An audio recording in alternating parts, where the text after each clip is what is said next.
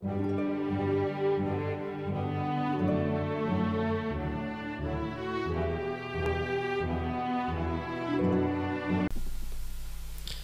श्री राम।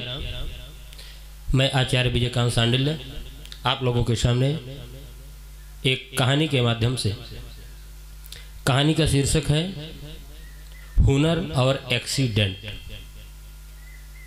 जी हाँ, आपने सही सुना, हुनर और एक्सीडेंट।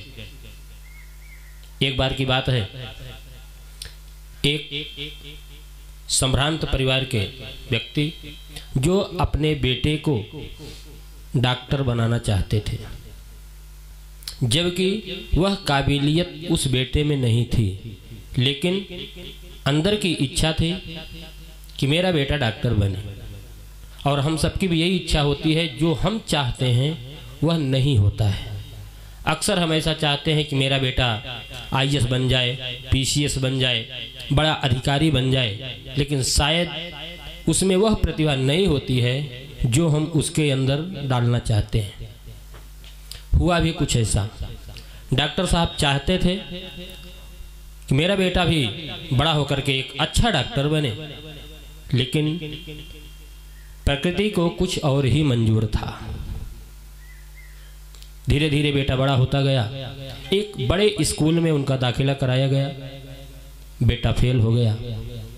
वहां से भी किसी तरीके से अब उनको विदेश में पढ़ने के लिए भेजा गया, सोर्स फोर्स के साथ, कि मेरा बेटा विदेश में जा करके पढ़ लिख करके बहुत अच्छे तरीके से आएगा, बड़ा डॉक्टर बनेगा, नाम होगा कि विदेश से पढ़ करके आया है। लेकिन संजोग बेटा वहां भी फेल हो गया।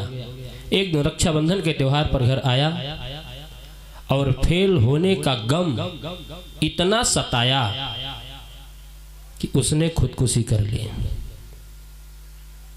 जीवन लीला समाप्त हो गई। और उसी के गम में एक दिन माता पिता बहन परिवार में जितने भी 3-4 लोग थे, सबने खुदकुशी कर ली।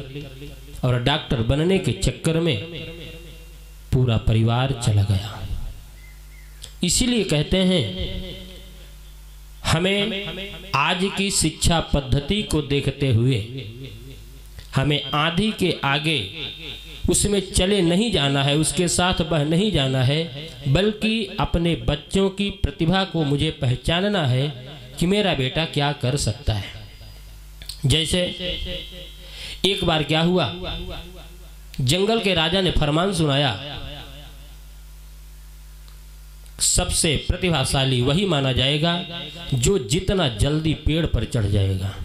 जो पेड़ पर चढ़ने में प्रथम स्थान प्राप्त करेगा वही सबसे ज्यादा प्रतिभावान कहा जाएगा। चालू हो गए सब। एक दिन व्यवस्था बनी, जंगल के जितने भी पशु पक्षी जानवर थे सब आए उस प्रतियोगी परीक्षा में शामिल होने के लिए।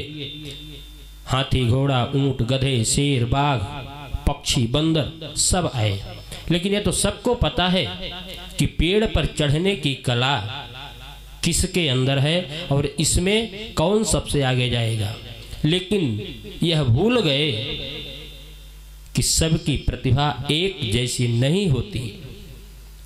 कोई पेड़ पर चढ़ने में आगे है तो कोई पानी में तैरने में आगे है, कोई जमीन पर दौड़ने में आगे है तो कोई हवा में उड़ने में आगे है। सबकी प्रतिभा अलग अलग है। सब एक ही प्रतिभा के धनी नहीं होते।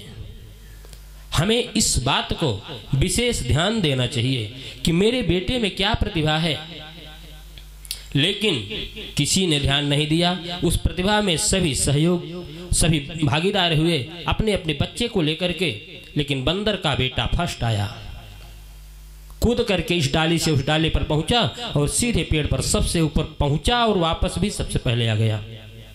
अब जितने भी जानवर गए थे सब उदास हो गए कि मेरा बेटा फेल हो गया, मेरा बेटे के अंदर प्रतिभा नहीं है।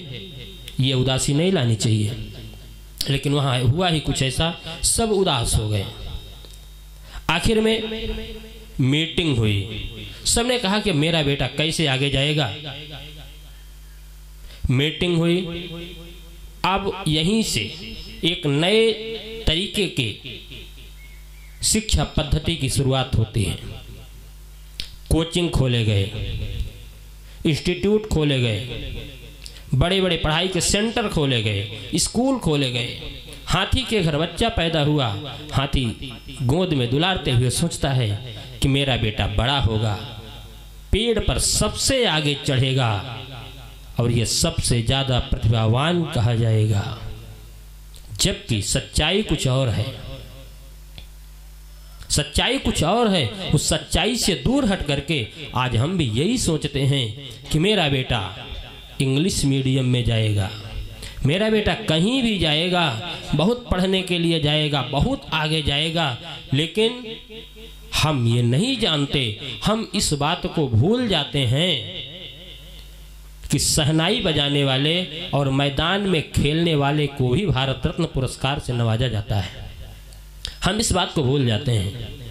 इसलिए हमें इस बात का हमेशा ध्यान देना चाहिए कि मेरे बेटे के अंदर प्रतिभा किस क्षेत्र में है, उसी क्षेत्र में अगर हम उसे आगे बढ़ाएंगे तो निश्चित रूप से वह एक दिन अपने क्षेत्र में मेरा नाम रोशन करेगा, पूरे परिवार का नाम रोशन करेगा, पूरे गांव का नाम रोशन करेगा।